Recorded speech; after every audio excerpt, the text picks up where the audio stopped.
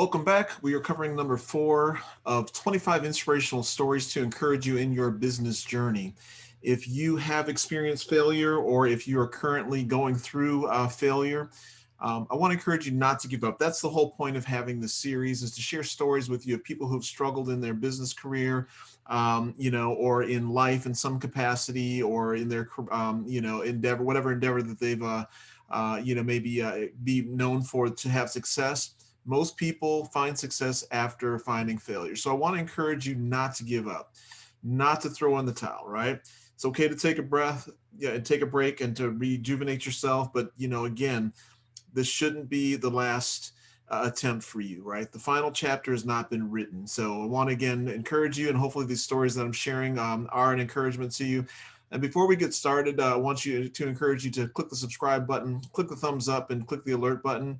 And then also check out after this video, if you haven't checked out the other videos, check out the initial video as well, in terms of the intro video where I talk about the plateau of latent potential and something called the valley of disappointment, right? As we're all trying different endeavors, me currently trying to start up a couple of YouTube channels, obviously small biz shout out here and free advice from your uncle.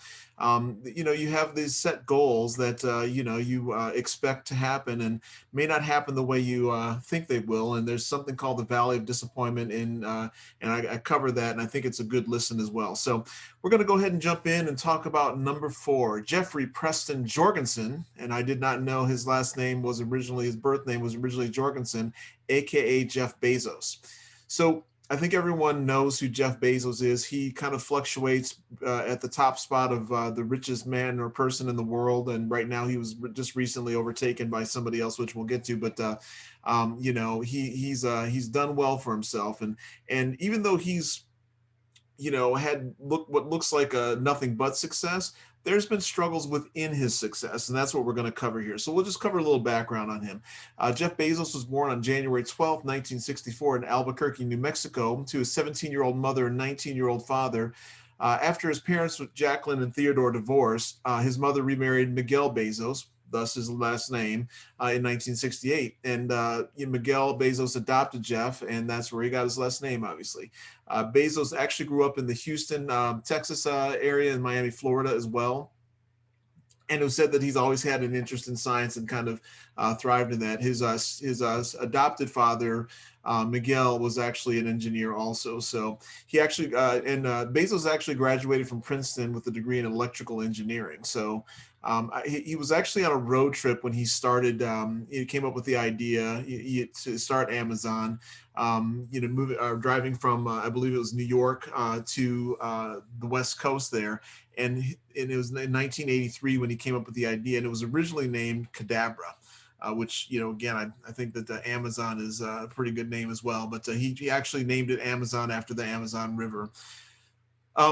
But during this time, and he IPO'd the company and was doing really well, but during the growth and a lot of startups and a lot of companies that aren't turning profits, which a lot of the dot-coms didn't back in the day when the dot-com, boom was going on, the boom and the bubble. A lot of them were losing money hand over fist, right? Pets.com is another big one that you can think of, but there's so many companies that, kind of went through that whole cycle there.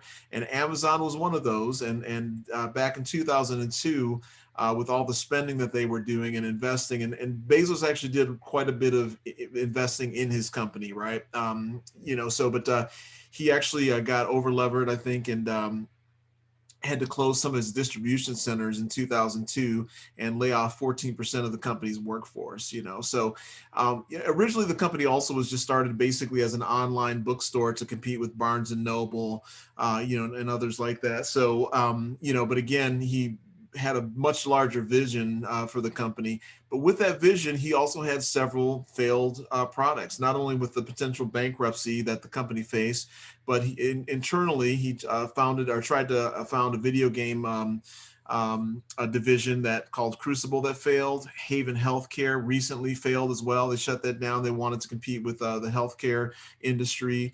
I think that a lot of us have heard of Living Social. It was basically a Groupon competitor. I don't even know if Groupon's doing that awesome right now as well. But there's a lot of, again, companies that have, come and gone. And then I think one of his larger failures is the Amazon Fire Phone, and he had a few others as well. And so he talks about that, and as a lot of successful people do, in terms of the failures is really what kind of helps hone where you go with your career, with your company as well. So again, he's had some very public failures, and when you're a publicly traded company, when you have a failure like that, it doesn't bode well for you with the stockholders and with Wall Street. So even though he had those failures and almost faced bankruptcy, he turned it around, and he's now, again, like I mentioned earlier, one of the richest people in the world.